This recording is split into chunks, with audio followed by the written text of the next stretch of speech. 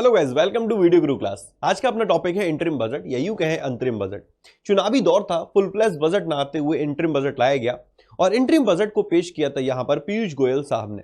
पीयूष गोयल साहब की बात करें जो कि रेलवे मंत्री हैं, कोयला मंत्री हैं, उनको एडिशनल चार्ज दिया गया था वित्त मंत्रालय का और कॉर्पोरेट अफेयर मिनिस्ट्री का, और उसी दौरान उन्होंने बजट पेश किया जिसका नाम है इंटरिम बजट 2019-20।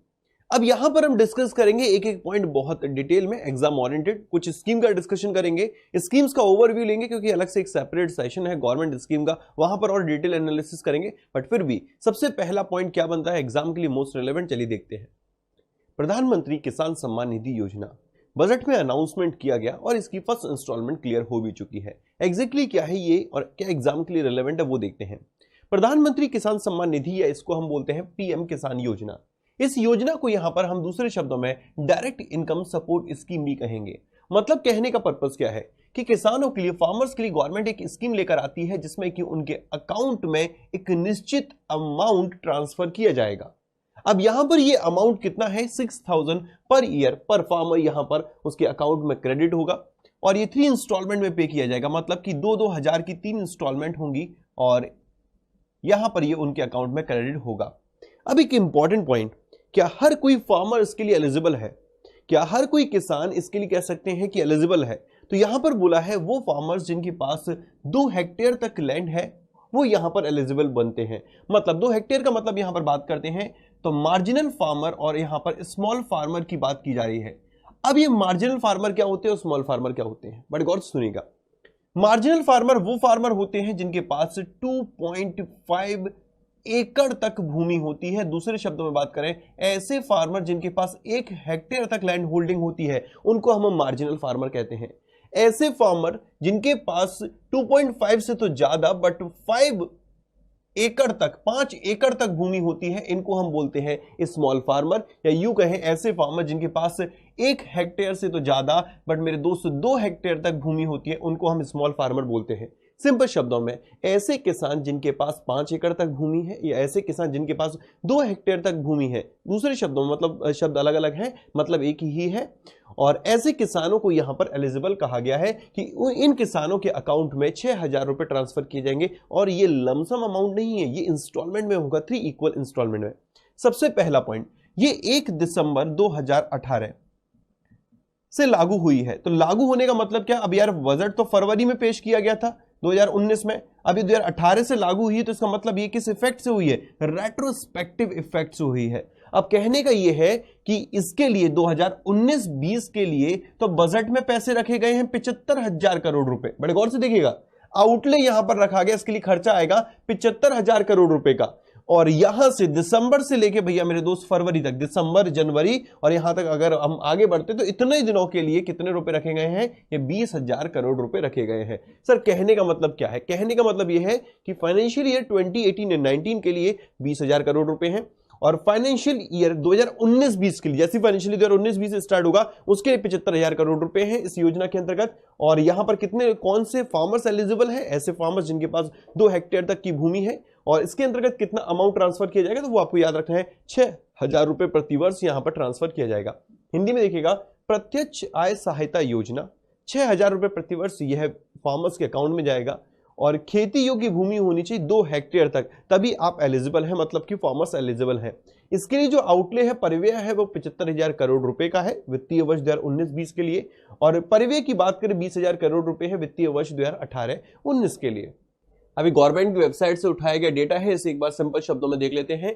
प्रधानमंत्री किसान सम्मान निधि योजना की बात करते हैं तो इसके लिए बोला गया है कि डायरेक्ट इनकम सपोर्ट है कितने रुपए का, 6,000 रुपए का, और ये 6,000 रुपए प्रति वर्ष दिया जाएगा 3 इक्वल इंस्टॉलमेंट में 2-2 हजार रुपए की। और ये कब से लागू हुई है, 1 दिसंबर 2018 से। इसके अंतर्गत 12 करोड़ स्मॉल और मार्जिनल फार्मर्स को कह सकते हैं कि फायदा दिलाया जाएगा। ऐसे फार्मर जिनके पास 2 हेक्टेयर तक की भूमि है, डायरेक्ट ट्रांसफर रहेगा उनके अकाउंट में इन 3 इक्वल इंस्टॉलमेंट। और फर्स्ट इंस्टॉलमेंट के लिए बोला गया कि ये फर्स्ट इंस्टॉलमेंट क्लियर हो भी चुकी है। और 2019-20 की बात करते हैं, 75,000 करोड़ रुपए इसके लिए आउटले है। और 2018-19 की बात करें, इसके लिए आउटले रखा है 20,000 करोड़ रुपए का। प्रधानमंत्री श्रम योगी मानधन योजना, इस योजना की मैं बात करूं तो ये एक असंगठित क्षेत्र के श्रमिकों के लिए पेंशन योजना है। क्या इसके लिए हर एक जो श्रमिक है, हर जो लेबर है, क्या वो एलिजिबल है? हर कोई वर्कर इसके लिए एलिजिबल है? तो आंसर बनता है नो। ऐसे वर्कर जिनकी मंथली इनकम 15,000 रुपए तक है वो एलिजिबल होते हैं। क्या हर एक वर्क का मतलब कि 18, 19, 20, 30, 40, 50, 60 हर कोई कह सकते हैं एलिजिबल है? नहीं। ऐसे व्यक्ति जिनकी उम्र 18 से 40 है वही इस योजना के लिए एलिजिबल है। दो बातें क्लियर करिएगा।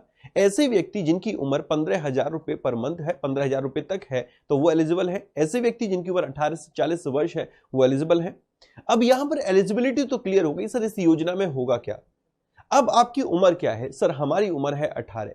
सर आपकी उम्र क्या है? सर मेरी उम्र है 26। तो यहां पर 18 की बात करते हैं तो 18 ईयर्स से आपको 60 ईयर तक अगर आप इसका लाभ उठाना चाहते हैं तो 18 से लेके 60 तक आपको इतने सालों तक मतलब 42 सालों तक मंथली बेसिस पे एक सर्टेन अमाउंट डिपॉजिट करना पड़ेगा और 60 साल कंप्लीट होने के बाद आपको 3000 पर मंथ पेंशन मिलना स्टार्ट हो जाएगी। इसे मोस्ट इंपॉर्टेंट मार्क करेगा। क्या सर हर किसी का कंट्रीब्यूशन इक्वल है? नहीं मेरे दोस्त। 18 से 60 वाले को यहां पर 42 साल तक जमा करना है। अब 19 से 60 वाले को यहां पर कितना जमा करना होगा? 41। भैया 41 साल जमा करना पड़ेगा, ऐसे समझिएगा आप हर चीज को, ठीक है? मतलब उससे कम ही यहां पर चलना पड़ेगा। 20 वाले को और कम करना पड़ेगा, तो मतलब कम ईयर्स के लिए अमाउंट तो उतना ही है। तो यहां पर कॉन्ट्रीब्यूशन क्या होगा? 18 पर आपका कॉन्ट्रीब्यूशन कम रहेगा, 19 पे कॉन्ट्रीब्यूशन थोड़ा बढ़ जाएगा, फिर ऐसे 20 पे बढ़ जाएगा और 40 तक जाकर आपका कॉन्ट्रीब्यूशन और बढ़ेगा। तो 40 साल तक की व्यक्ति ही इस योजना का लाभ उठा सकते हैं। इस योजना में एक सबसे बेहतरीन बात और बोली है कि आपकी उम्र 18 है, 19 है, जो भी है, और जो आपका कंट्रीब्यूशन बनता है उसका आधा अमाउंट तो देगी गवर्नमेंट ऑफ इंडिया, आपको सिर्फ उसका आधा ही अमाउंट यहां पर डिपॉजिट करना है। और उसके बाद आपकी अगर उम्र 60 साल पहुंच जाते हैं तो आपको 3,000 रुपए पेंशन मिलना स्टार्ट हो जाएगी। यही शब्द है, आसान भाषा में देख लेते हैं। इट इज अ पेंशन योजना। यह एक पेंशन योजना है, सभी के लिए नहीं, ये अनऑर्गेनाइज सेक्टर वर्कर्स के लिए है जिनकी income with monthly income up to ₹15,000, जिनकी मंथली इनकम 15,000 रुपए तक है। और इनको एलिजिबिलिटी क्या होगी? मतलब कि एलिजिबिलिटी से मतलब क्या ये मतलब इसका फायदा मिलेगा? तो इनको पेंशन मिलना स्टार्ट हो जाएगी 3,000 रुपए। कब से? जब यह उम्र इनकी उम्र पहुंच जाएगी 60 ईयर्स। ये वाली बात है कि हाफ कंट्रीब्यूशन आपका, हाफ कंट्रीब्यूशन गवर्नमेंट का है। Government will deposit equal matching share in the pension account of the worker every month. प्रत्येक मंथ यहां पर इंपॉर्टेंट मार्क करेगा। प्रत्येक मंथ यहां पर बोला गया एवरी मंथ जितना कंट्रीब्यूशन आपका बनता है उसका आधा भारत सरकार देगी और आधा आपको देना है। इस योजना की बात करें तो बजट में इसके लिए 500 करोड़ रुपए एलोकेट किए गए हैं। ये एग्जाम के लिए मोस्ट इंपॉर्टेंट बनते हैं पॉइंट्स। क्या बजट में टैक्स पेयर्स के लिए कुछ है? तो यहां पर मेरे दोस्त टैक्स पेयर्स के लिए भी बहुत कुछ है। समझना क्या पॉइंट है। इस जो भी चेंजेस रहे हैं उनको समझने से पहले यहां हम टैक्स स्लैब समझते हैं। टैक्स स्लैब क्या है? टैक्स स्लैब कहने का मतलब यह है कि हर किसी व्यक्ति के इनकम पर टैक्स लगता है अगर वो इस टैक्स स्लैब में आते हैं। कैसे? अगर किसी व्यक्ति की इनकम 2.5 लाख रुपए तक है, उसे कुछ भी टैक्स पे नहीं करना, उसके लिए टैक्स का अमाउंट बनता है निल। 2.5 लाख से 5 लाख है, उसके ऊपर टैक्स का अमाउंट बनेगा 5% की रेट से। And more than 5 lakh rupees up to 10 lakh rupees है, अमाउंट यहां पर कैलकुलेट होगा 20% से, मतलब 20% टैक्स रेट लगेगा। और मोर देन 10 लाख है तो मेरे दोस्त आंसर बनता है यहां पर 30% टैक्स रेट लगेगा। यह होती है टैक्स स्लैब। अब समझना सरकार ने क्या कहा है। सरकार ने कहा जिनकी इनकम 5 लाख रुपए तक है, ऐसे व्यक्ति जिनकी इनकम 5 लाख रुपए तक है, उसे टैक्स में कुछ भी पे नहीं करना है। मतलब सर क्या? अगर देखिए 5 लाख के ऊपर अगर आप टैक्स निकालते हैं तो 2.5 लाख पर तो आपका जीरो बनता है, 2.5 लाख पे तो आपका टैक्स जीरो बनता है। अब 2.5 लाख से 5 लाख के बीच में कितना अमाउंट बचा? 2.5 लाख रुपए। अब इस 2.5 लाख पर अगर आप निकालते हैं मेरे दोस्त तो कितना रेट से निकालेंगे? आप यहां निकालेंगे 5% से, तो 5% 2.5 लाख का कितना हो गया? 12,500 रुपए। अगर हमें नॉर्मल केस में बात करूं तो आपको कितना टैक्स पे करना है? 12,500 रुपए यहां पर पे करने हैं। नॉर्मल टैक्स स्लैब के अकॉर्डिंग चल रहे हैं, 12,500 रुपए पे करने हैं। बट सरकार ने कहा आपकी इनकम अगर 5 लाख रुपए तक है, 5 लाख रुपए तक है, तो जितना भी टैक्स का अमाउंट बनता है वो आपको पे नहीं करना। As per 87A, section 87A of income tax act. Section की बात करें तो ये डिडक्शन का सेक्शन है, आपको इतने की डिडक्शन मिल जाएगी। कहने का क्या लॉजिक है?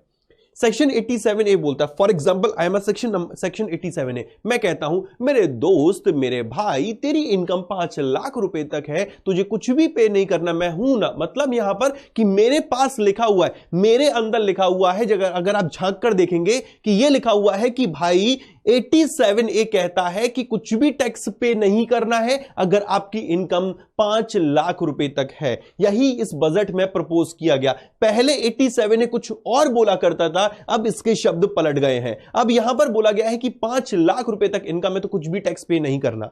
क्या सर किसी व्यक्ति की इनकम 9 लाख रुपए है, किसी व्यक्ति की इनकम 8 लाख रुपए है, तो क्या उसे 5 लाख तक पे नहीं करना? नहीं। अगर किसी की इनकम 5 लाख तक है तो उसे कुछ पे नहीं करना। अगर मेरे दोस्त 5 लाख से ऊपर गया तो यही अपनी टैक्स स्लैब लागू हो जाएगी। यही सारी बातें यहां पर डिस्कस करते हैं। सबसे पहला point, income up to 5 lakh to get full tax rebate. अगर 5 लाख रुपए तक इनकम है तो पूरी तरीके से टैक्स की छूट दी जाएगी। पॉइंट नंबर 2, पीयूष गोयल साहब ने यहां पर प्रपोज किया कि जो सेक्शन 87A है उसे अमेंड किया जाए। मतलब अमेंड करने का मतलब है इसकी लिमिट को बढ़ाकर यहां पर 5 लाख कर दिया जाए। पहले क्या लिमिट थी?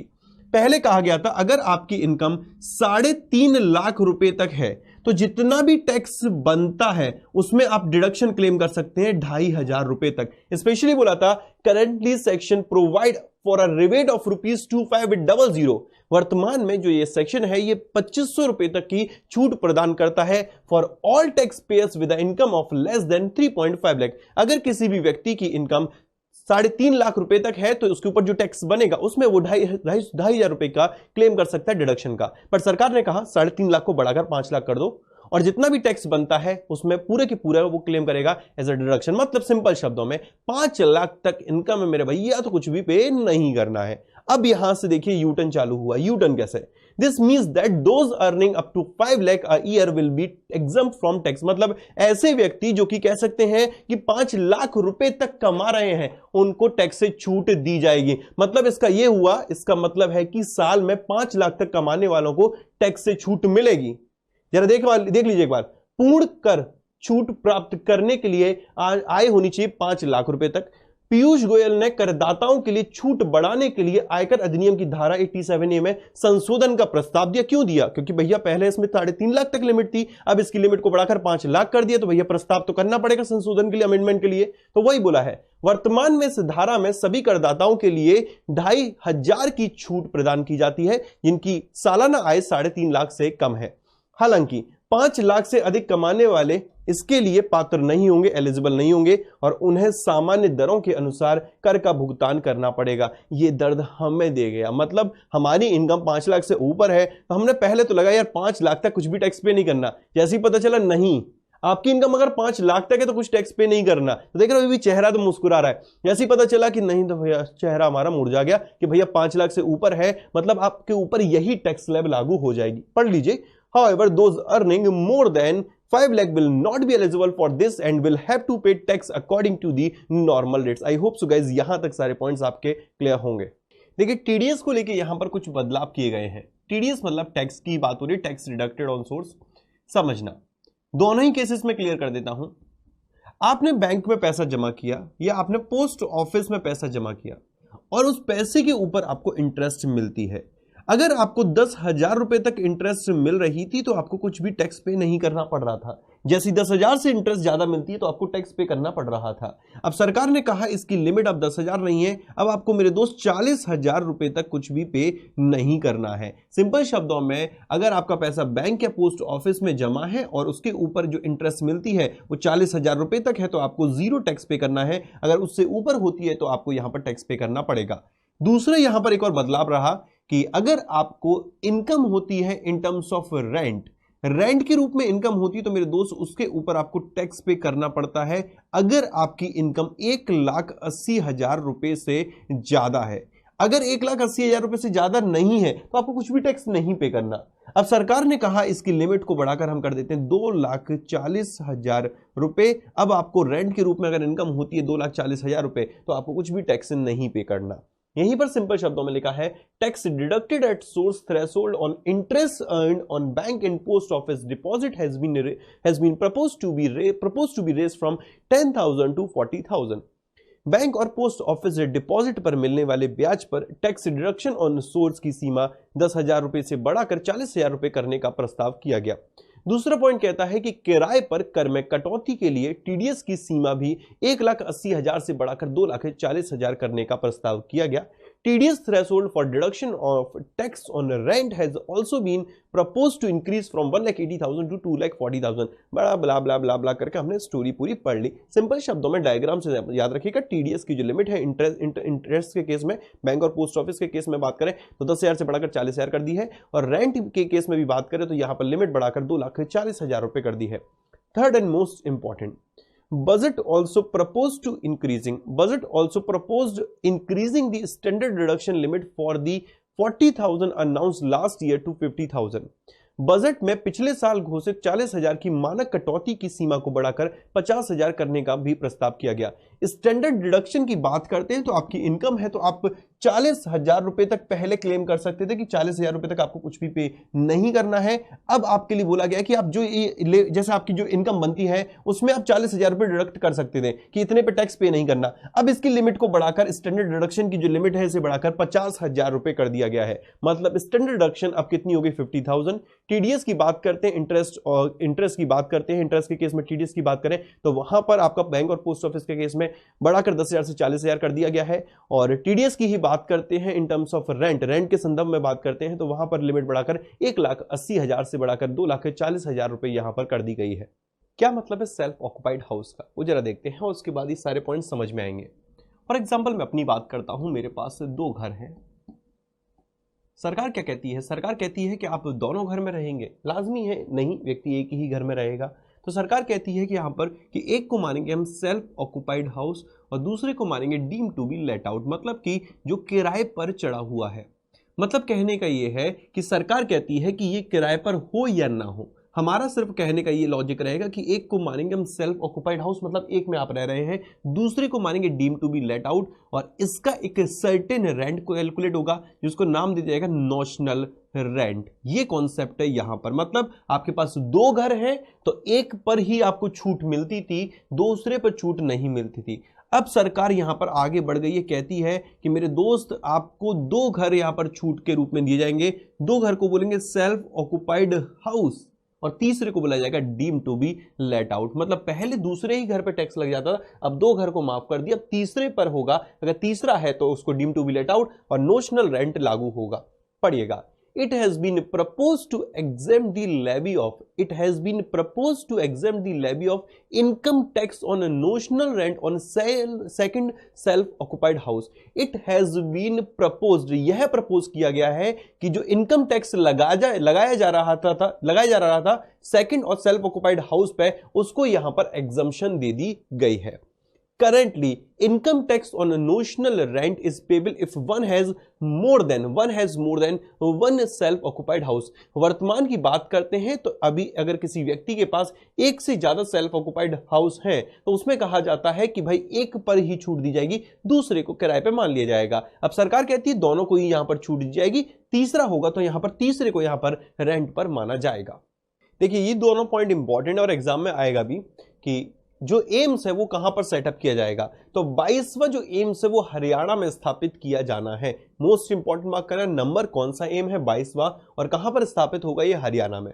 दूसरा पॉइंट, मनरेगा के लिए बजट में कितने रुपए एलोकेट किए गए हैं? तो मनरेगा के लिए बजट में, या यूं कहें बजट में मनरेगा के लिए 60,000 करोड़ रुपए का आवंटन किया गया। तो ये 2 सवाल तो पक्के हो गए, एम्स खुलेगा हरियाणा में और मनरेगा के लिए जो एलोकेशन रहा है वो 60,000 करोड़ रुपए का रहा है। अब जरा 2 से 3 में आपको जरा फाइनेंशियल ईयर समझाता हूं, जैसे कि 18-19, 19-20 और 20-21। अब फिस्कल डेफिसिट, अब आपके यहां पर कॉन्सेप्ट समझ में आएगा। मैंने आपको डिटेल में समझाया था लास्ट क्लास में कि what is the meaning of the revenue deficit, what is the meaning of the budgetary deficit, then हमने डिस्कस किया फिस्कल डेफिसिट और लास्ट में प्राइमरी डेफिसिट।